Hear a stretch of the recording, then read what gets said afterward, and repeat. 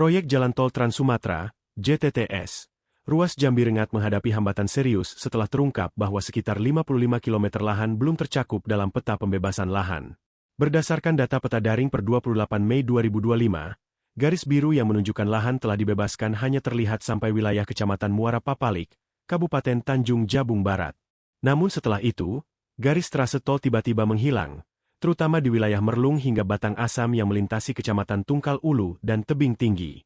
Ini menandakan bahwa pembebasan lahan di wilayah tersebut belum tersentuh. Kondisi ini menimbulkan kekhawatiran akan potensi penundaan proyek, mengingat pembebasan lahan adalah prasyarat utama sebelum konstruksi bisa dimulai. Masalah semacam ini bukanlah hal baru dalam proyek JTTS. Sebelumnya, revisi trase juga dilakukan untuk menghindari lahan milik perusahaan pertambangan, yang menyebabkan perubahan panjang trase dan meningkatnya biaya pembangunan.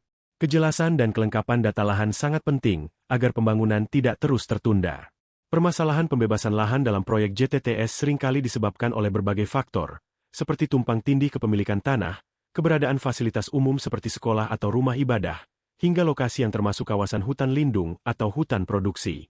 Untuk menyelesaikan persoalan ini, dibutuhkan koordinasi yang kuat antara pemerintah daerah, Badan Pertanahan Nasional, BPN, dan kementerian terkait agar pembebasan lahan berjalan lancar.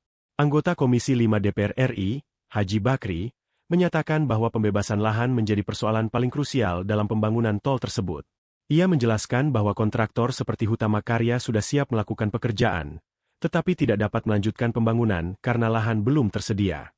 Ia juga mengingatkan pentingnya dukungan lintas kementerian untuk menyelesaikan persoalan lahan yang berada di dalam kawasan hutan lindung, agar tidak menghambat proyek strategis nasional ini.